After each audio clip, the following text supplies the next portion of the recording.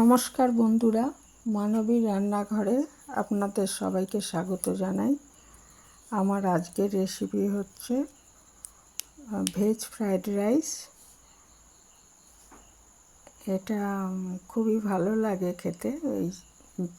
যদি আমি এটা নিরামিষ আলুর দম বা চিলি চিকেন বা চিকেনের যে কোনো আইটেমের সাথে যদি খাওয়া হয় তাহলে খুবই ভালো লাগে খেতে। তো শীতকালে মটরশুঁটি যখন থাকে তখন আরও বেশি ভালো হয়। আমি তখন মটরশুঁটি দিই, কিন্তু ফ্রোজেন মটরশুঁটিটা দিই না, ভালো লাগে না। সেই জন্য আজকে আমি ওই ক্যাপসিকাম, কাজু, কিশমিশ এগুলো দিয়েই করেছি। আর ইচ্ছে করলে এর মধ্যে একটু গাজর কুচি দিতে পারেন, গাজর কুচিটা দেওয়া হয়নি। তো এখানে আমি নিয়ে নিয়েছি কাজু, কিশমিশ আর এই লাল bell pepper, yellow bell pepper আর সবুজ ক্যাপসিকাম, আর একটু গরম মশলা নিয়ে নিয়েছি। ওটা শুকনো খোলায় ভেজে গুঁড়ো করে দেব। আর আমি এখানে বাসমতি চাল নিয়েছি। বাসমতি চালে এটা ভালো হয়, সেদ্ধ বাসমতি নিয়েছি, তাহলে ভাতটা বেশি ঝরঝরে হয়। আতপ চালেও করা যাবে। এই জন্য আমি চালটা ভালো করে ধুয়ে 20 মিনিট মতো ভিজিয়ে রেখেছি। তারপরে প্রেসার কুকারে আগে ভাতটা করে নেব। আপনারা ইচ্ছে করলে হাঁড়ির মধ্যেও করতে পারেন।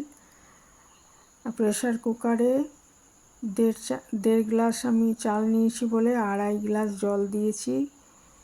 যদি এটা 1 গ্লাস চাল নেওয়া হতো সেক্ষেত্রে 1.5 থেকে 1.25 গ্লাস জল দিতে হবে। আর একটু নুন দিয়ে দিয়েছি এর মধ্যে সেদ্ধ করার সময়। একটা সিটি দিয়ে নামিয়ে নেব, বেশি সিটি দেওয়া যাবে না, তাহলে ভাতটা গলে যাবে। একটা সিটি নেওয়ার পরে একটু পরে কিছুক্ষণ রাখার পরেই আমি যদি একটু গ্যাস বার করে দেবো, দিয়ে এটাকে ভাতটাকে ঢেলে নেব একটা থালায়, তাহলেই ভাতটা একদম ঝরঝরে হবে। আর ওইদিকে আমি শুকনো খোলায় গরম মশলাগুলো ভেজে গুঁড়ো করে রেখেছি। আর এটা দেখুন খুবই অল্প সময় লাগে প্রেসার কুকারে করলে। একটা সিটি দিয়ে নামিয়ে একটু পরে গ্যাসটা একটু পরে বার করে দিয়েছি কিছুক্ষণ রাখার পরে। তারপরে এই যে থালায় ঢেলে দিয়েছি। একটা কাঁটা চামচ দিয়ে আমি একটু ছড়িয়ে দেব। হাতা দিয়ে করলে ভাতটা হয়ে যেতে পারে, চালগুলো ভেঙে যেতে পারে ভাতটা। সেই জন্য আমি কাঁটা চামচ দিয়ে এটাকে একটু ছড়িয়ে দিয়েছি।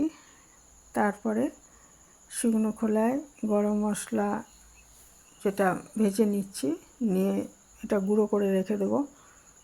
একদম শেষে এটা দেওয়া হবে। আর ওইদিকে ওই কড়াইয়ের মধ্যেই, গরম কড়াইটার মধ্যেই আমি 2 চামচ সাদা তেল, এটা সয়াবিন তেলেও করতে পারেন, অলিভ অয়েলে করতে পারেন। আর আমি 1 চামচ ঘি দিয়েছি এর মধ্যে।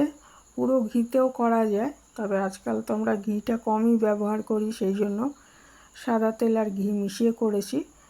এখানে ক্যাপসিকামগুলো আগে ভেজে নেব। এর মধ্যে সামান্য নুন দিয়ে দিচ্ছি, যেহেতু চালেও নুন আছে সেই জন্য এখানে বুঝে নুনটা দিতে হবে। ক্যাপসিকামগুলো আমি ভেজে নিচ্ছি। এটা পোড়া পোড়া হবে না ভাজাটা, মানে এটা ভালো মতো সেদ্ধ হবে। আবার এদিকে যাতে পুড়ে না যায় সেদিকে খেয়াল রাখতে হবে।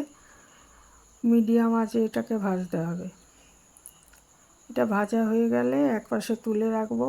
তারপরে এই তেলটার মধ্যেই একটু কাজু আর কিশমিশ ভেজে নেব।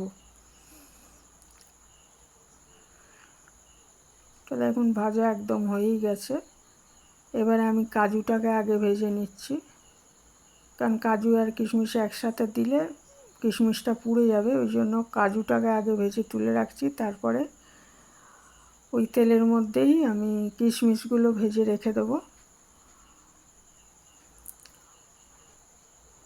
তারপরে যে তেলটা আছে ওর মধ্যে আর একটু সাদা তেল অথবা ঘি এটা দিয়ে নিতে হবে। দিয়ে নিয়ে এরপরে আস্তে আস্তে ইচ্ছে করলে এই সময় একটু গরম মশলা ফোড়ন দেওয়া যায়। দিয়ে ওর মধ্যে আমি ওই তেজপাতা আর একটু গরম মশলা ফোড়ন দিয়ে ওর মধ্যে আমি মানে ইয়েটা দিয়ে দেবো আর কি। দেখুন গরম মশলাটা গুঁড়ো করে রেখেছি আর ইয়েটা ভাজা রয়েছে, ওর মধ্যে চালটা দিয়ে দেবো, ভাতটা আর কি দিয়ে দেবো। ভাতটা দিয়ে একটু ভাজা ভাজা করব এবং এর সাথে একটু নাড়াচাড়া করার পর, ভাতটা নাড়াচাড়া করার পর ভাজা ক্যাপসিকামগুলো দিয়ে দেবো এবং যে গুঁড়ো গরম মশলাটা এটা দিয়ে দেবো। দিয়ে ভালো করে এটা আঁচটা একদম লোতে রেখে আমি এগুলো একসাথে মেশাতে থাকবো।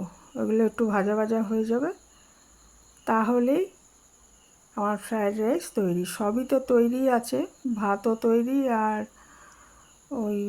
ওগুলো সমস্ত কিছুই ভাজা আছে। এইগুলো একটু চালটাও যাতে একটু ভাতটাও যাতে একটু ভাজা ভাজা হয়ে যায়, সেই জন্য এগুলো ওই তেলটার মধ্যে, কেউ কেউ এটা পুরো ঘিয়েও রান্না করেন, তো আমি এখানে সাদা তেল আর ঘি মিশিয়ে করেছি, ঘিটা অল্প একটু দিয়েছি। দিয়ে এবারে দেখুন আমাদের ফ্রায়েড রাইস তৈরি হয়ে গেল পরিবেশন করার জন্য।